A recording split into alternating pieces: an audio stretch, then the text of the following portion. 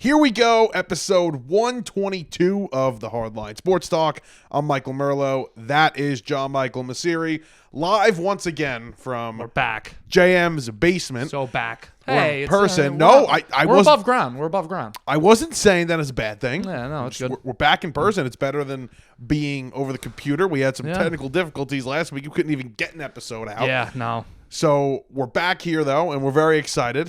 Make sure you're checking out all our social media pages, though. Make sure you're liking and subscribing on YouTube, rating us, liking us, subscribing to everything on Apple Podcasts and Spotify. We always appreciate the support and the engagement.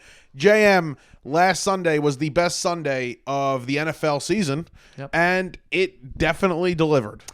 Yeah, it did. Why do you say it like that? I'm doing great, by the way. Sorry. Yeah, I'm just so pumped up. Yeah, no, I get it. I'm excited. I don't know, man. Like, I love football. Football is like my number one sport. And just this postseason, I think it's because all the teams that I don't like are winning. Maybe I'm just being a little biased here, but like, I'm just pissed off. This Super Bowl matchup, I'm not excited. It's going to be a good football game. I'm not excited about it. It's really, really pulling for some other teams to get in there.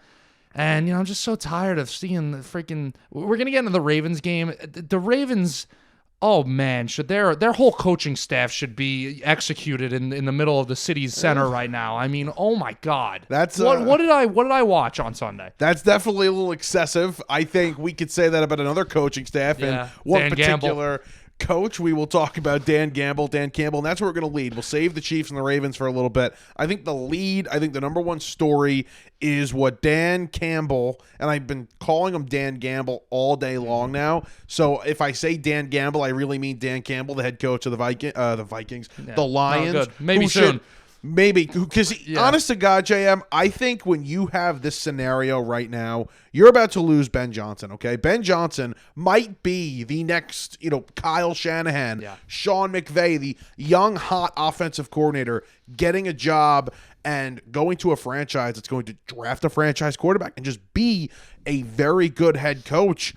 JM, after what Dan Campbell did yesterday, I think the Lions need to seriously have a conversation about where their franchise is at right now. Well, it was just reckless behavior, to be honest with you. Like, you're the head coach of a football team of a city that is desperate for success more than any other city in the entire NFL, and you have your closest shot to get to the Super Bowl that you've ever had.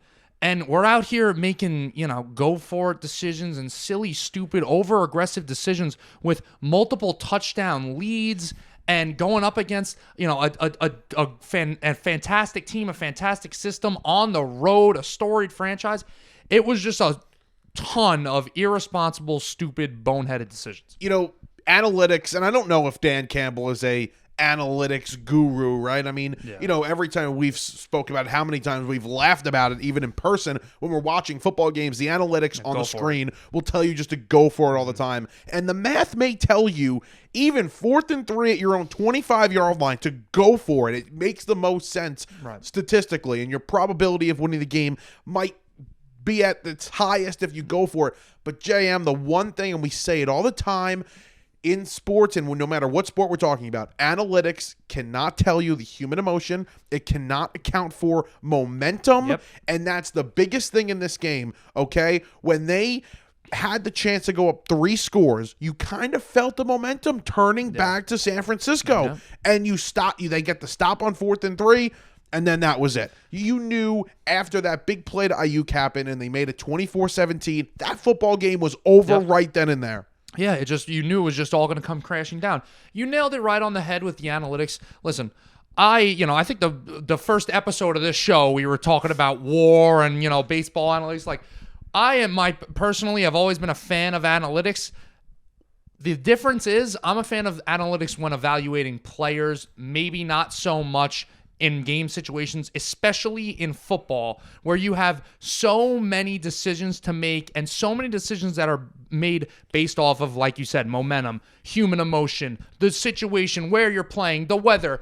Analytics doesn't know when it's telling Dan Campbell to go for it. It doesn't know if Jared Goff is playing quarterback, if Pat Mahomes is playing quarterback, if Zach Wilson is playing quarterback. It doesn't know if you have the Lions offensive line, if you have the Jets offensive line. It does not know who is on the field. It's just telling you in this specific range of data, the probability says to go for it. Okay, that's great. It doesn't know that you're playing the San Francisco 49ers. And I'm going to use my biggest problem, besides the third and goal halfback dive, which was crazy. Yeah. When you're up 24-10, okay, and the Niners had just came out of halftime, down 24-7, they drive down the field, you hold them, they kick a field goal, you still have momentum, right? If you kick the field goal. But even at that point, like, there's not a swing in momentum. The Niners came down, they got a field goal. Okay, they're still down by 2 touchdowns. You can keep that big chunk of momentum that you have by kicking that field goal on 4th and 3, 4th and 4, whatever it was, about like a 45-yarder, something like that.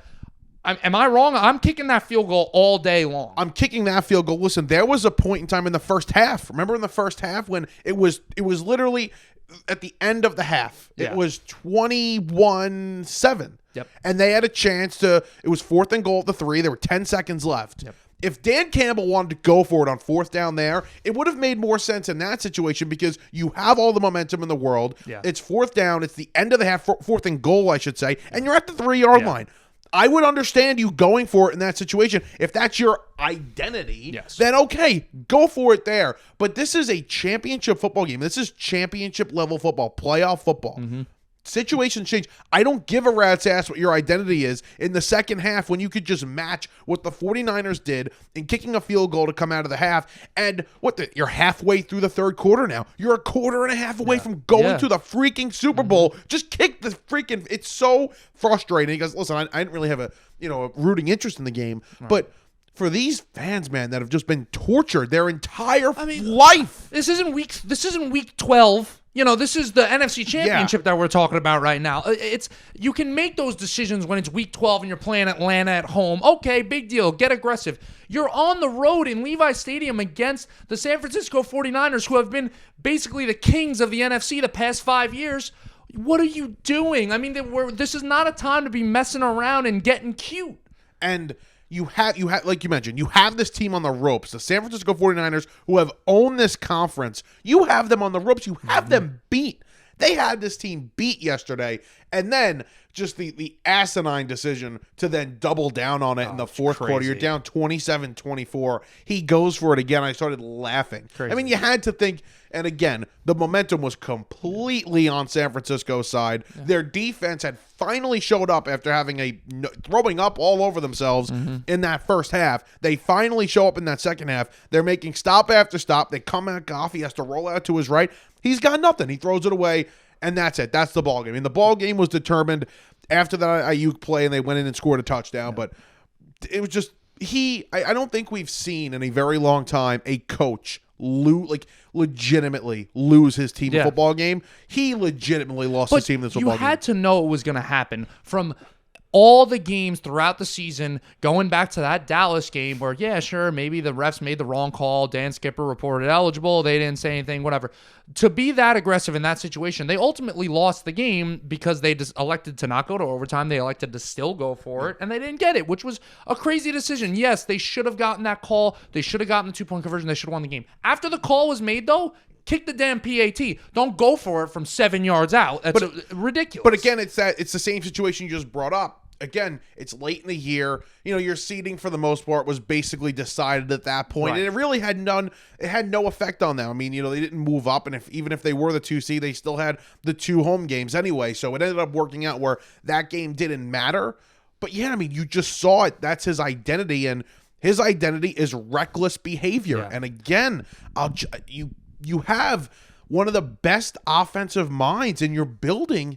Right now, you have to have at least the conversation if you're Brad Holmes. Or how about what about the adjustments? No adjustments made out of halftime? San Francisco shuts you out until 1 minute left in the second half. I know that's a good defense that could turn it on you, but you were going up and down the field like nobody's business. Then you come out and you can't score the ball. And San Francisco, remember before that game last week against Green Bay, what was Shanahan's record? Down at half big. Yeah. down in the fourth quarter big. He never comes back and wins these games. He's done it 2 times in a row against NFC North opponents. Speaking of the NFC North, look at the Packers I just mentioned. This was considered a down year at this point for the Packers. With the way Jordan Love played this year, they're going to be right back. The Bears are going to have Caleb Williams. They're going to be a problem for years and years to come. The Eagles have fixed their coaching staff probably. They're going to be back. Who else? The Dallas Cowboys are always a threat. Yeah. The Rams look like they're back. The 49ers aren't going anywhere. My point is right now, this Lions team may never get back, and Dan Campbell acknowledged this yesterday. They may never get back. That's a real possibility, especially with the quarterbacks in your division now. Exactly. That's what I was going to say, especially with the quarterback situation. I mean, when you have a quarterback like a Patrick Mahomes or a Josh Allen, it's a different story. You say you'll know, they'll be back. You have an elite quarterback. With a Jared Goff, a guy who plays within a lot of structure and, needs, let's be honest, a good offensive line and a good system with him. You're talking about Ben Johnson leaving now.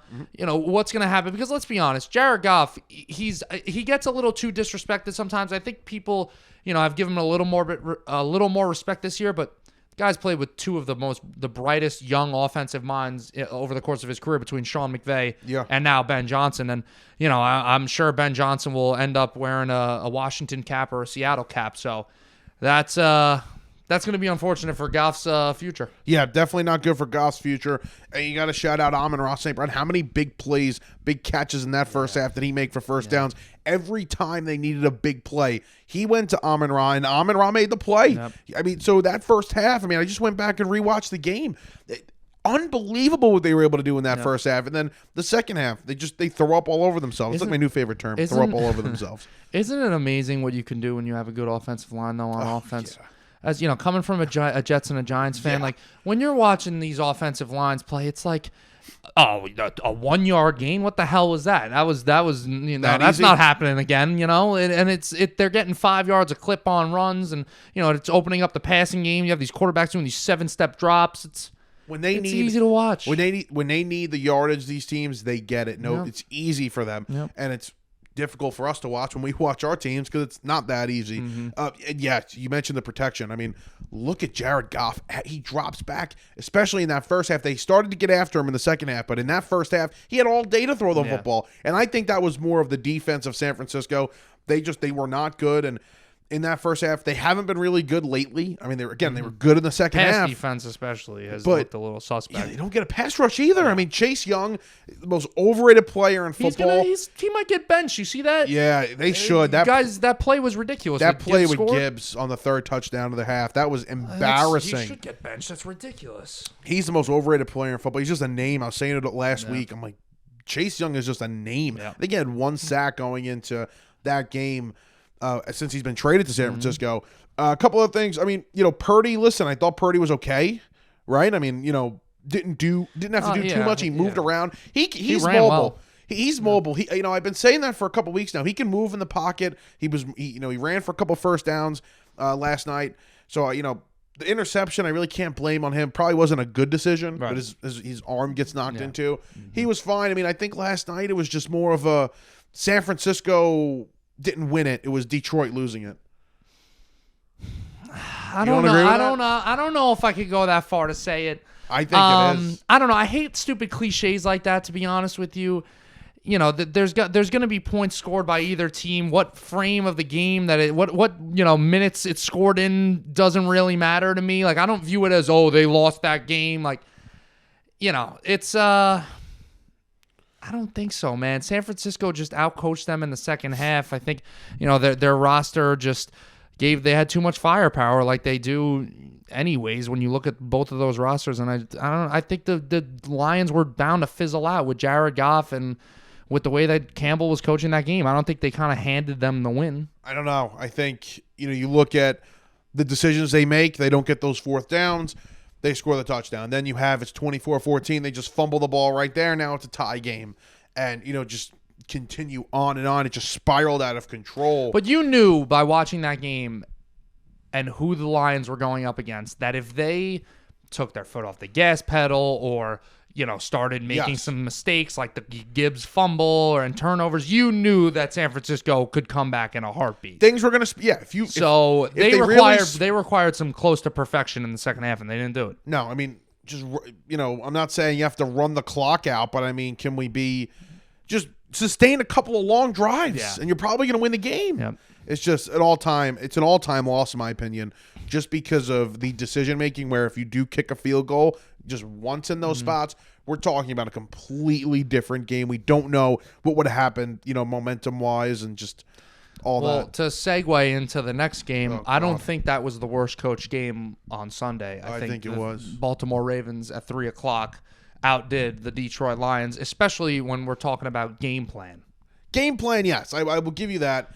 I mean, you're the number one rushing team in the league. And, listen, I'm listening to the pregame in the car. I went to go grab coffee during the day. And they had mentioned on Westwood One that a team that runs the ball more than they throw the ball in the regular season, the last team that won a Super Bowl doing that was the 1985 Bears. So obviously this is modern day football. Teams are not going to win like that in the postseason. And I think you realize that and the Ravens realize that you have to throw the ball. Yeah. And oh boy, did they throw the ball yesterday? Did it too much. That's exactly what I wanted to talk about. So I don't know if you saw this tweet, but this is the Ravens total running back carries per game, week 1 to the AFC Championship. I'm not going to read every single one, but I'll give you a general idea. 24, 21, 22, 19, 24, 30. Like they're running the ball around 22 to 23 times a game to their running backs. Yes. Their running backs had 6 total carries on Sunday. No, I mean, that is just irresponsible. And honestly, I think the biggest winner of Sunday, if I'm Greg Roman sitting on my couch, I'm laughing my ass off right now, eating my popcorn and saying, ha ha, Todd Monken, nice job. Well, all right. Yes, it's the biggest game probably of Lamar's career. And he'll be having a nice career in L.A., Greg Roman. Yeah, he's going to be Harbaugh's new coordinator. He might be Harbaugh's new coordinator. Is that official? No, but I mean, it makes so much sense. They're from the San Francisco days. And, okay. Listen, I think Monken did a really good job all season long, and then you kind of just, I don't want to use the same term again. You just don't have a great day against the Chiefs. You got to run the ball a little bit more. And it's funny. It's not like they went down big. You would understand they abandoned the run specifically with the running backs. If you go down big, you're down 7-0. What was the biggest deficit? 10 points in the game? But even if you did go down big, you would expect 11, 12 carries, 6. That's by game. That's by design. That's all game plan. And they tried playing too much into Lamar's hands. I know he's the MVP of the league. I know he's great. They tried playing too much hero ball with Lamar. They were relying way too much on the big plays. It was not a structured smart game plan at all. I'm looking at this game beforehand, and I'm sitting there and I'm saying, how are they 4.5-point favorites? I understand the Ravens defense is great and whatnot, and they have a good offensive line, and we know about the run game, and Lamar's the MVP. But I'm sitting there looking at the matchup that's most likely going to determine the outcome of this game, and it was the receivers versus the defensive backs and just the back end of that defense for the Chiefs. And I'm sitting there and I'm saying, the Chiefs have a total advantage. They're going to want Lamar to throw this football, and that's what happened, and they scored 10 points. Yeah. And it should have been less. I mean, it definitely should have been less. Mm-hmm. And the game was not poorly officiated, guys. It wasn't rigged. These idiots that think the sport is rigged. Please, for the love of God, there were missed calls. I didn't think the officiating was bad. There's a couple of missed calls on each side. There was a literal 2-point call that was not called on the trip on Chris Jones in the end zone. Mm-hmm. Please, for the love of God, do not embarrass yourself and say this is rigged. We need to, as a football, just collectively as fans, need to let it go a little bit with these refs. And I was a victim of it myself. I mean, after the Super Bowl last year, I was freaking out about that holding call on the Eagles.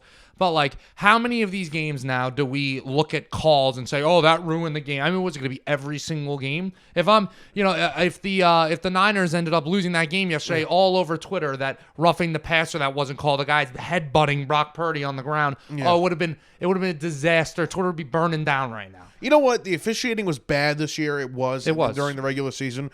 I don't think it's been bad this postseason. They've kept it in their pockets. I think they've been fair on both sides. It hasn't costed a team a game. So give credit to the officials where credit's due. I think they've done a good job thus far. Can we be smart here as people and use the brains, okay? Do we really think that officiating is just all of a sudden it's getting bad?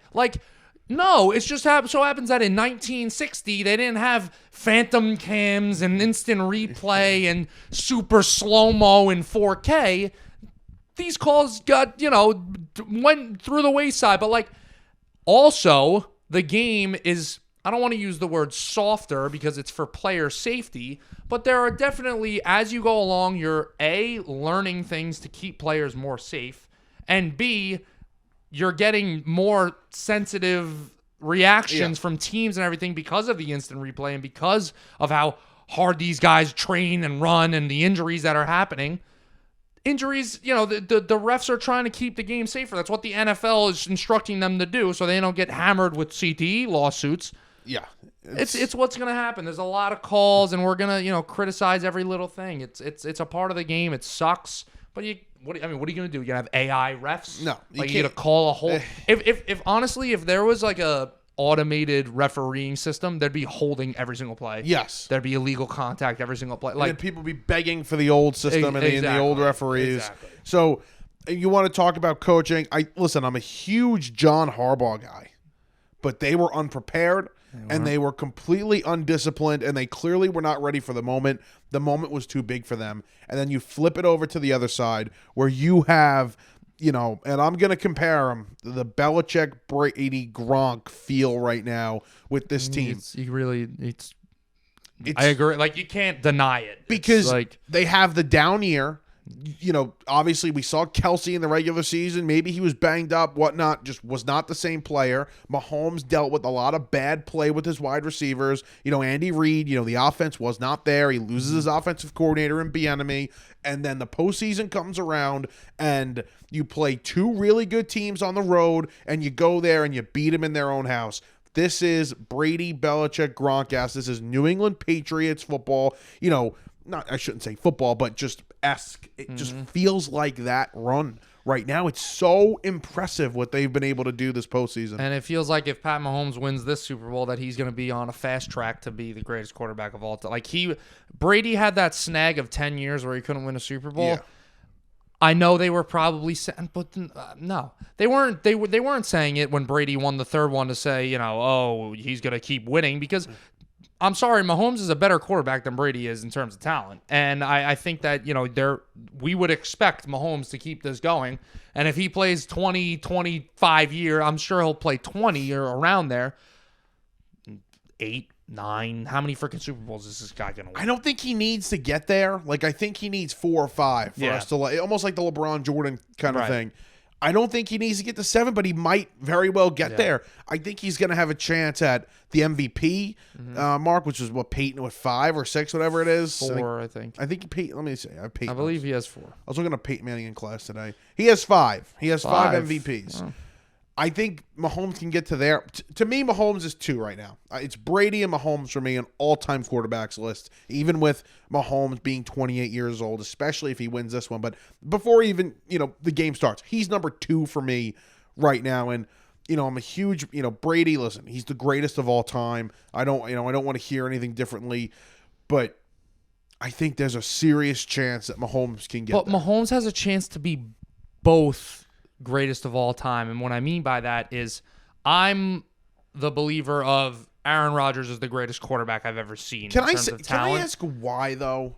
I mean, did you watch the guy? Like, why? Because he throws sidearm and moves around a little bit more? He's incredible. He's got one of the strongest arms I've ever seen. He's one of the smartest quarterbacks I've ever seen. He put up video game numbers year after year after year. But you could say the same thing for Tom Brady.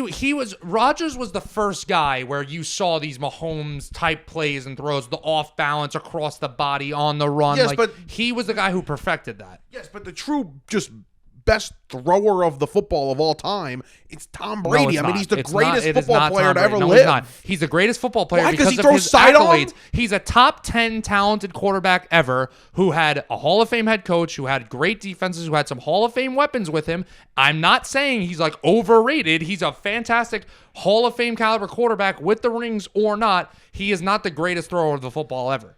It's not like that just goes hand in hand where, most rings, best quarterback I've ever seen. No, it definitely doesn't. You're 100% right, but we're talking about a guy that had, 40, 30 touchdown passes a year. Like, we're not talking about some scrub here. Yes, that just agreed. was, like, he carried these teams. Like, he was the main reason why these teams went where they went. I understand, but if you pull up, numbers don't lie. If you pull up postseason numbers, if you pull up points allowed by their team, by Rodgers' teams versus Brady's teams, you look at how many top 10 defenses Brady had over his career, how many top 10 defenses Aaron Rodgers had, all those numbers are going to sway in favor of Brady in terms of the luck he had with his defenses, and all the standard statistics with passer rating in the playoffs, touchdowns to interceptions, everything, Rodgers is going to be on the right side of that. Yeah, Brady, listen, there's no, Brady I view him as the GOAT. He's the greatest quarterback of all time because he won 7 Super Bowls. He did it in he won a Super Bowl in 2 different places. He had that, as corny as you want to make it sound, he did have that whole, Mamba mentality kind of a thing. Yeah. He was like a killer on the field, but he was in some fortunate situations. The argument I always bring up, if we were just going off of rings, then sure, Tom Brady's the best quarterback of all time. Then give me Joe Montana and Terry Bradshaw. Let's get Joe Flacco in the mix at that. But it's like Joe Flacco was one ring. I know. Joe Flacco was one ring. But Dan Marino had none. So is Joe Flacco better than Dan Marino? Yeah, but you just named guys that have 7, 4, and 4 rings. You can't just go based off of rings. No, of course you can. But is Justin Herbert not a top 10 quarterback in the league because he doesn't win? He can't. No, of course he's a top 10 quarterback in the league. But I mean, you just named guys. Like, I understand your argument, but the guys you named don't make sense. I don't understand how you're going against me with saying that you think Tom Brady is a better, more talented quarterback than Aaron Rodgers. Yes, I saw this guy make throws that just like you could say the same thing about Rodgers. I don't want to be disrespectful. Did you not watch? But you could say the same, JM. You could say the same thing about Aaron Rodgers, that he made all these throws. But what about the throws that Tom Brady made that we're just forgetting about? I don't care who was playing football for them. I don't care who the Aaron defense Rodgers was single-handedly carrying Packers teams at certain points. I mean, he took that team that was the run the table year that JM, we're not got into the playoffs. JM, we're not talking about. We're not talking about accolades. We're talking about talent. We're talking about talent. We're not talking about carrying the football team. There were throws. What carries teams is talent. Why are the Chiefs in the Super Bowl every year? Because Pat Mahomes is incredible. No, but you're talking about, you just mentioned that talent with Aaron Rodgers. Define talent for me. Define what is the difference between talent and just greatest. Okay. Watching the game, saying, oh, wow, that guy can do that better than anybody else. That's what Aaron Rodgers does. Tom Brady possessed traits that many other quarterbacks in the league possessed. What separated Tom Brady from the rest, he was a very smart quarterback, very good at reading defenses. He took care of the ball pretty well, not as well as Aaron Rodgers did, but Aaron Rodgers, when it comes to he has better arm strength. He's more athletic. He throws a prettier ball. He throws from multiple arm angles. He does all these things that Tom Brady cannot do, or he does it better than Tom Brady. He's a more talented quarterback. When it comes to winning, Aaron Rodgers was not as good at it, and it's not all his fault. He bleeped the bed. Merlot, he had one top 10 defense his entire career in Green Bay. Tom Brady had 8. The guy had some fortunate situations. But JM, they're not all robots. If he's the most talented quarterback of all time, you got to give me more than one. I don't care about your situation. You got to give me more than one Super Bowl. If you ask your dad, if you ask people around his age, a lot of them will tell you that quite possibly the greatest quarterback they ever saw was Dan Marino. And Dan Marino is a first ballot Hall of Famer. Yes. Dan Marino never won a ring. Unfortunately, it's a team sport, and you can't just do everything yourself. But notice, just like we see with a lot of these quarterbacks, like a Justin Herbert, like a Josh Allen, who is out there trying to do anything he can for the Bills to win. I know Josh Allen isn't perfect. He has made his mistakes and lost the Bills some football games, but you can't do it all by yourself, dude. No, you can't do it all by yourself, but when we're talking greatest of all time, and yeah, Marino's name comes up, most talented of all time, sure, Marino's name comes up, but we never consider them to be those greatest guys because they didn't win. If Rodgers wants to get into I know it's a different conversation, that GOAT conversation, he would have had to win a couple of more. He could possibly still. When we're talking about the GOAT and we're combining everything, I will say Tom Brady because of the accolades, right? Because of the Super Bowl rings. If I was playing a football game or coaching a football game tomorrow and can have any quarterback in NFL history to play that game for me, I'm taking Aaron Rodgers or maybe Patrick Mahomes. I am not taking Tom Brady. I don't know, because in their prime all day, Aaron Rodgers. Because you have, and you mentioned that like killer mentality that that mentality that Brady possessed that others didn't. Win you a football game, win you a big football game. I mean, listen, there were times, especially a couple of years ago with Green Bay, where Rodgers had some legitimate teams and they did not win. I mean, that the year they lost to San Francisco, that year they lost to Tampa Bay. The Tampa Bay year was the worst. That was the best team that Aaron Rodgers had when they lost to Tom Brady and the Tampa Bay Bucks. Those were good football teams, and they did not get. I mean, they had home playoff games and they lost both of them.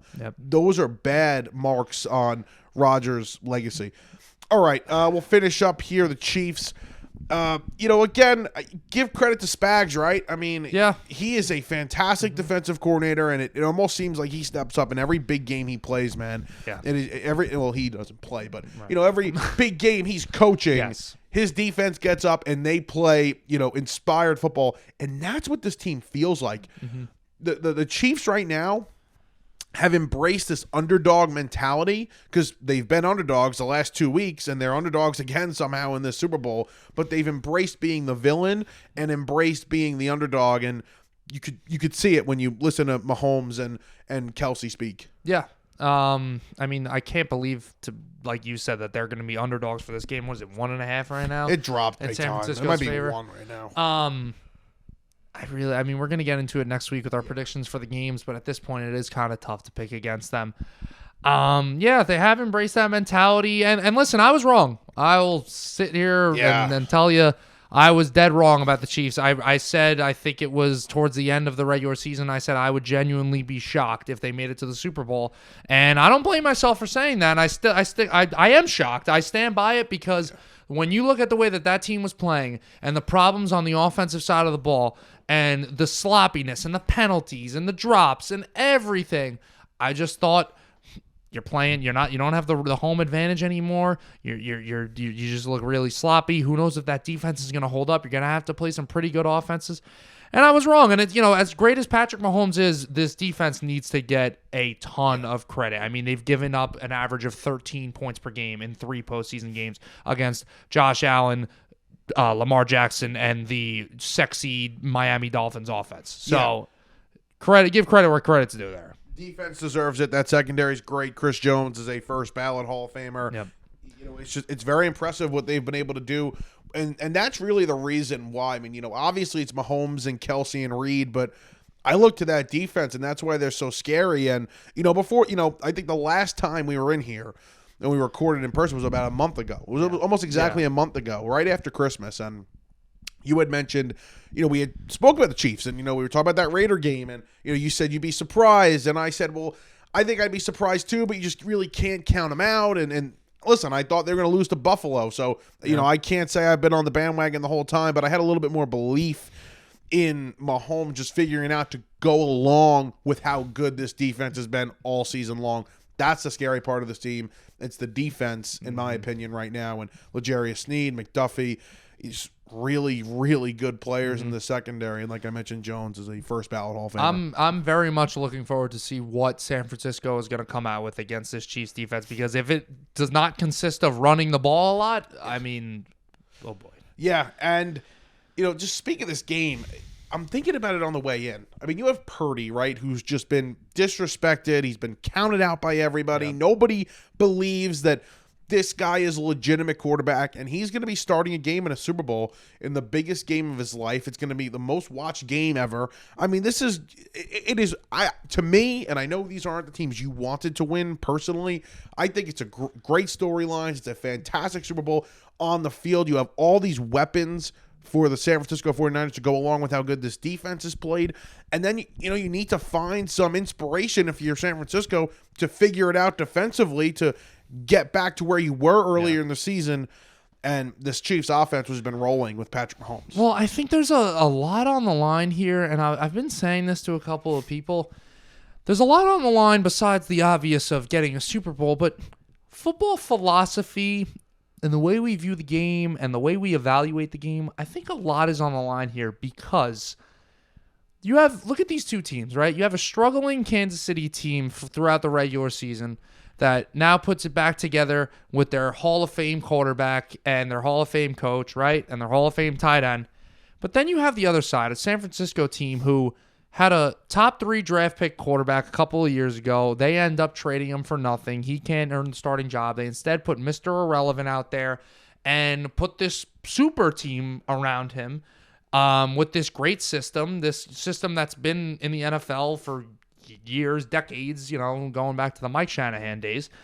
And I think we're going to find out what wins. Does a well-structured, and the Chiefs are very well-structured, right? Andy Reid's a great coach. He's going to put together a great game plan, but does a system-reliant, strongly built roster football team win the Super Bowl, or does the team with a little bit more, I don't want to say backyard football-ish to them, but a little more reliance on the quarterback and the sexy plays and the, throwing the ball around, do they come out on top and trump any all-pro you want to put out there that San Francisco has? Yeah, I think Andy Reid's still the best offensive mind in the league.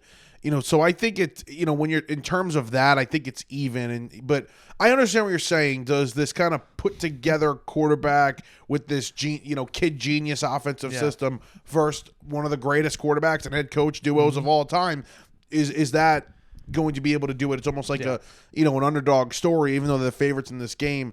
Yeah, I think Kyle Shanahan is fascinating in this game because, we've talked about him winning the big one. I thought he needed this NFC Championship. He needed to win this game. Oh, this is big for him. And, for his legacy now to win this game with Brock Purdy, Mr. Irrelevant. Again, I'm a huge Brock Purdy fan, and I think we're really going to be able to tell next year in year 3, it'll be his second full season starting Purdy, of where we're at with Shanahan and the development and just where I think the legacy of Shanahan, because if this kid does turn out to be a star quarterback and they're able to win a Super Bowl and he's able to start for a very long time, he's a Hall of Famer, Shanahan. Yeah.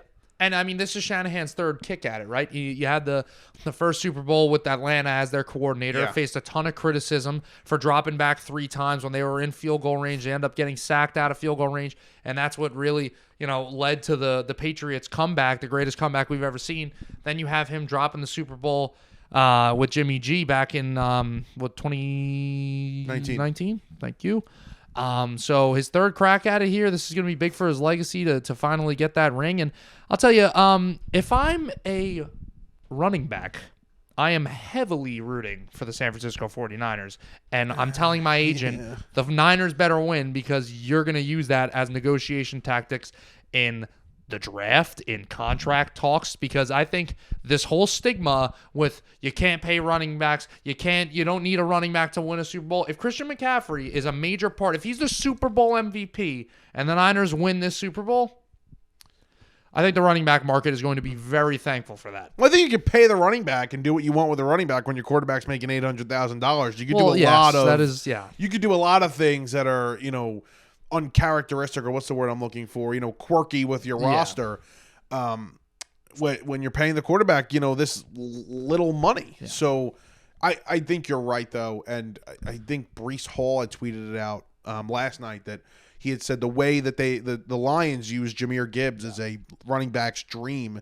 Yeah. And, we had kind of gotten at that a few months ago where this is how running backs are going to make their money, is being just big time players in the passing game as well. And we saw Gibbs, what he's able to do. He's a supreme talent. And, I think Breece Hall has a point there, but, it's really going to all come down to whether or not the offensive coordinators and the offensive play callers are able to get their running backs in the offense in different ways. And if you got an offensive line that can block for them. That too. Ask Breece Hall about that. Yeah, that would also help. But I'm so sick of the running back. Oh, pay the running back conversation because, with my team, I just want the Giants to get rid of Saquon at this point. I'm really at that point. I think it's... I'm at that point with Saquon. I really just think they need to just shed all the old Giant crap. I want that too. You know what I mean? I want just new faces. What's the Kayvon Thibodeau? Yeah, he's got to shut his mouth. He's got to shut up, dude. What the hell is he talking? 12-5. We're going to the Super Bowl. Did he say that? I didn't even see that. He said that's what he was... I only saw clips of it.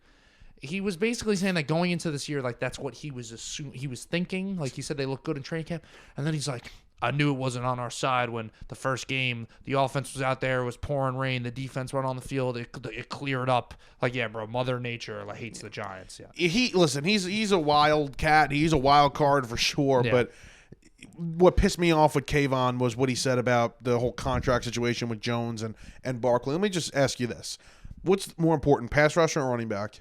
Pass rusher. Okay, so if it was, let's flip it now. Instead of Jones, it was, Kayvon and Barkley, or Dexter and Barkley. Who we paying? Yeah, paying Dexter or Kayvon.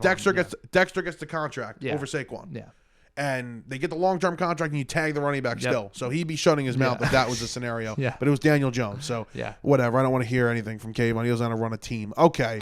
We'll flip it here. Obviously, throughout the next couple of weeks, we'll have all the, Super Bowl content. And it'll be good. We'll have an episode next week and, really previewing it. But we're going to switch it over here to the NBA. About 15, 20 minutes to go here. JM, your New York Knicks, man. You were at the game a couple of nights ago when they destroyed the defending champ Denver Nuggets. Yep. What was that, 122-84? Look at me remembering that score. Yes, very nice. They're 13-2 now after the win Monday night since the OG trade. They're on a roll. And do they have a chance, you think, here to, I don't even want to say make noise because they're making noise, to win the East?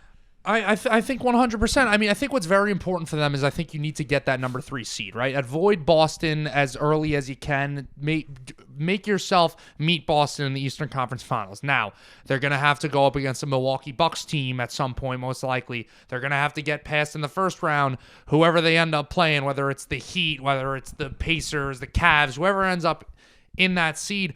But, good news coming on Monday about Randall. Yeah. Thank God, the MRI came back looking good. He's not going to have to get surgery, miss the whole season. He'll be out a couple weeks. And, it was good timing because the Knicks are on a roll right now. They've built themselves a pretty good cushion to, go into maybe a 500 slide here. But they actually, their schedule's, pretty light right now. They got the Pacers and the Lakers coming up later this week, which will be some good games. But, you got a back-to-back of Hornets they took care on Monday and the Jazz on Tuesday night. So they're in a good spot right now, and, how can you not say the sky's the limit for this team when you look at the way they've played ever since they've gotten OG Anunoby? They're a completely different team. They're a different team. They're only a half a game behind Philadelphia, and I don't know if they're playing tonight.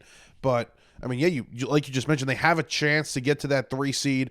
The 2 seed's the Bucks. I mean, the Bucks have had a lot go on this year, and, we know what it's like when, another superstar goes and plays with another guy that's been in, with that same team, and I'm talking about Dame with Giannis. Sometimes in that first year, I mean, they're playing well. They're the 2 seed. They're 32-14, but that doesn't always lead to instant success, instant championship. Yeah. So, in that game where you possibly have a 3 versus 2, if that's where the Knicks ended up in the second round of the playoffs, I mean, like you mentioned, it's ideal to not have to play Boston there. Well, the Bucks, they're in a good spot right now as the 2 seed, but what a weird season it's been for them because, number one, the defense is a problem. I mean, you knew that when you got rid of Drew Holiday and you bring in Damian Lillard, obviously that's an upgrade talent-wise, but on your defensive side of the ball, that's a big downgrade. I mean, you're talking about one of the best defensive guards in the league versus one of the worst. And then you go with a firing now. They bring in Doc Rivers. You're changing your coach in the middle of the year. So when that news broke, I thought there was like some scandal. Like I legitimately, I was like, this is weird. And then I'm refreshing Twitter. I'm on TMZ. I'm like, what happened? Right. And I don't know if I don't buy this whole Thanasis Antetokounmpo and they wanted to trade him and this and that. Because guess what? They're still talking about trading the guy. And I don't know why I'm seeing betting odds on his next team when it should be a G League team. Like it's Thanasis Antetokounmpo. I was like, did I miss something? Did I exactly. miss this guy turn into like some kind of legitimate, even just role player? Did Giannis inject him with his talent or something? Like, what is going on? But just back to the Knicks. I mean, I think we need to, when we're talking about basketball teams, we're talking about, who fits in what team. And, this isn't video games where you just try to get the highest overall player on your team. Like, these guys need to fit well together. OG, I mean, could not be more of a perfect fit, right? You go from RJ Barrett to OG. That's a gigantic upgrade defensively. It's also an upgrade offensively when it comes to efficiency. I mean, I know RJ's having he's doing good. It's been a win-win so far. He's doing great in Toronto. His efficiency's up. Still a relatively small sample size, but overall definitely more efficient. But the way that OG Anunoby does not require the ball, and he gets into space, and he doesn't need to be dribbling around the court. He's not a guy, and he's shown the past couple games, getting more and more comfortable, that he has that offensive bag, that he can take those fadeaway mid-ranges, and he can drive in and throw down a dunk in a big situation. He can hit his free throws. Like, by no means, he's not a bad offensive player. He's an above average, firmly above average offensive player. And what he does for this team defensively, I mean, they have become the number one team in the NBA on defense. And it's funny, I'm looking at their defensive ratings in December. They're dead last or close to dead last in the league. And now in January, as January closes out, they're number one. And this is no, soft schedule. I mean, his first game, they beat the Timberwolves, who are, one of the best teams in the NBA. Yep. They beat them on New Year's Day. You go on the road, you blow out the 76ers. Yeah. Then you come back home a couple weeks later, you kill the Nuggets. You just beat the Heat, who you can't stand, who beat you last year, kicked you out of the playoffs. They're not, rolling over the Pistons every night. Any concern that they're 14-12 away from home, away from the Garden? No. I mean, I think just about when you look at those standings, just about every single NBA team should have better home roads, but especially the freaking Celtics, who are 20-2. I mean, they're still 6 games over 500 on the road, but still. Yeah, no, I mean, it's not crazy. A concern. The one stat that was a little concerning to me, but I gave it some context. I was like, well, this takes into account that it was before the OG trade. They're undefeated against under 500 teams, and there were 10-17 against teams that were over 500. Mm-hmm.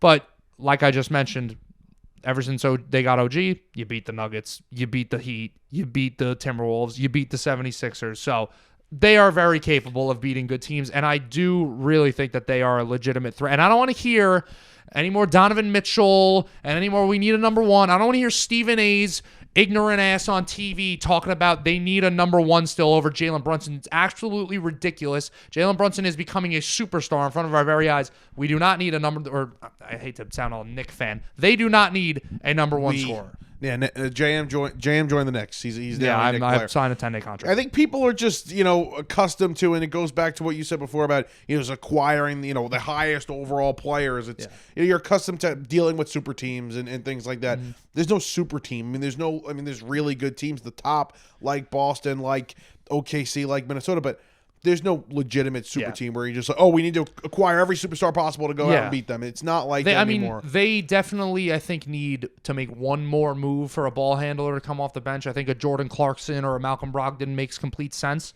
Just because he can't have, the Brunson facilitating all the time. And Miles McBride is a guy who plays good defense, and he plays with a lot of heart, and he can hit some outside shots off the bench, but he's not that guy who's going to be commanding your offense. And it looks like it might just be, the New York bias and just watching them play at the world's most famous arena, but it almost looks like even these last few nights, they play more intense than anybody else does in the regular season, and that might just be their style, and that might just be from Tom Thibodeau, but I think it could work in both ways where you're seeing a playoff style play in the regular season. Yeah.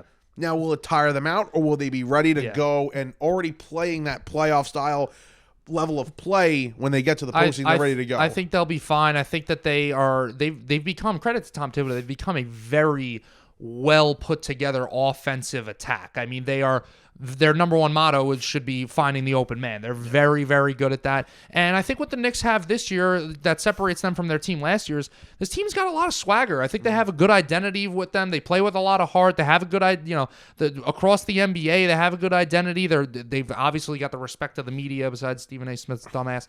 But yeah, there's a lot to look forward to.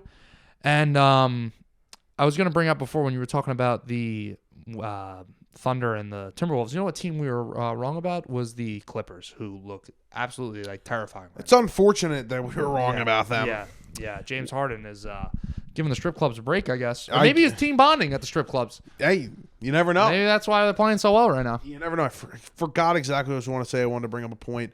We'll move on, though, from the New York Knicks.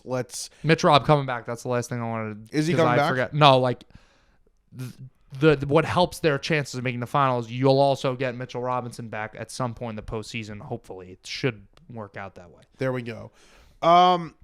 Okay, we had a couple of guys score. I mean, just at insane rates. We had Embiid earlier last week go for 70, and then we had Luka Doncic go for 73 on, what was that, Friday night? Yep. And Towns 62. Towns at 62 in the middle. Yeah. Was it the same night as Embiid? Same night as Embiid. Is this, like, listen, I know I might sound like an old head here, but is this kind of lack of defense, a lot of free throws? I mean, I know they're all supremely talented players. I understand that, especially Luka. He's unbelievable. And he did it on, I think fewer shots than you would have imagined him doing it on to score 73. Yeah. But is it that? Like, so the answer is yes, but no. Like, defense is, it's not like guys aren't trying as much on defense or that's not what's going on. What's happening is you look at three-pointers around the NBA, right? The way that the three-point game has been weaponized ever since Steph Curry started pulling up from Curry range. The 2013 to 14, I want to say, Houston Rockets, that team with James Harden and Mike D'Antoni that was really the first team to just start chucking up threes. Yeah. And they were, an outlier that year. They were like way above everybody else with three-point attempts. Right. If they were in the NBA this year with the amount of three-pointers they take per game, they would be dead last. So the way that the three-pointer has evolved in the game, and the way that teams are shooting it way more often, the way that teams are getting more efficient at the three-point shot, practicing the three-point shot way more often, it's created a further stretched floor, right? It's not as condensed, the defenses. There's more room to move, and it just makes logical sense because you got to come guard these guys at the perimeter more often and defend that perimeter shot. And that's why, if you look up the statistics, 2-point percentage in the NBA compared to 10 years ago is up by at least 5% because the paint is more open. There's also less two-pointers being taken, so the guys are looking, there's less inefficient two-point shots being taken. Yeah. The mid-range is something that's becoming not extinct, but a bit of an endangered species. Yeah. I mean, you still have some guys that are great at it, like a Jalen Brunson, like a DeMar DeRozan, but the three-pointer is the answer. Yeah, that makes sense. Not if you're going to take a long shot, it might as well be a three. Yeah. You might as well get the extra point. Yes. It makes sense, 100%. You see these guys, they put up crazy numbers, and then you look at, and I think Joel Embiid gets a little bit too much hate, but it's like, oh, he went to the free throw line 24 times. Yeah. Okay, still, a center doing this, and it's absolutely insane. Defense is still, like, this whole thing, I can remember ever since I was a freaking kid talking with my dad about Michael Jordan and LeBron. He was always like, oh, well, LeBron didn't play. Sorry, Dad, I'm not trying to mock you right now. But he'd be like, oh, well, LeBron didn't play when there were hand checks like there were in the 80s. Like acting like guys were shoving people when they're playing defense. There is plenty of physical basketball. Watch the New York Knicks play basketball. Watch the way Julius Randle plays and the constant, checking the shoulders into each other. And there are hand checks. Guys put their hands on other guys' hips. Pause. There still is tough defense being played. There still is hard contact defense being played. It's just like we said, the floor is stretched out. Guys are also, I think at this point, it's year after year, guys are just getting better and better. The offensive bags are getting bigger and bigger. I mean, you have guys coming off the bench that could hit step back threes off the dribble that, 10, 20 years ago, that wasn't a thing for a bench player, So it's defense is being played, but these guys are really freaking good, and the three-pointer is coming in an avalanche. Before we get out of here, we're up against it right now. Terry Rozier, he's traded last week. Any other big names you think will go? I mean, DeJounte Murray is one that, just keeps getting thrown around. I don't like the idea of him going to the Lakers. I think Russell is a capable player that they should stick with. I really think D'Angelo Russell is a good enough point guard to be their starting point guard. I don't think DeJounte Murray necessarily moves the needle. I mean, Zach LaVine's name gets thrown around. It seems like they've been trying to trade him forever. Mikal Bridges, I've seen him to the Knicks. The Nets are out of their freaking mind. They want first-round picks for Dorian Finney-Smith. I don't know what the hell they think they're going to get from Mikal Bridges, like another Barclays center? I don't know. You'll obviously see some names get moved. I think right now the most likely guy to get traded is like a Bruce Brown. He's basically a rental for the Raptors. He's a hot name, too. I think it'll be relatively quiet in terms of, we're not seeing obviously a Kevin Durant get traded this year. Yeah. All right. Well, episode 122 in the books. Check out for all our content on social media. And next week, as we get ready for Super Bowl, what is this, 50? Oh, God, I don't even know. Are we in the 60s now? I don't know. Well, whatever Super Bowl it is, I don't really know. 50 was the Panthers and the Broncos. That was 2015. I think, is it 59? I think it's 59. 59. Yeah. Here we go. I think it's 59. So, yeah.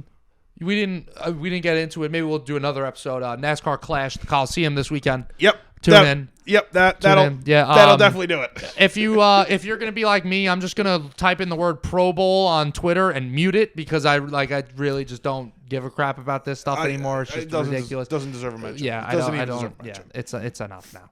All right, we'll talk to you guys next week.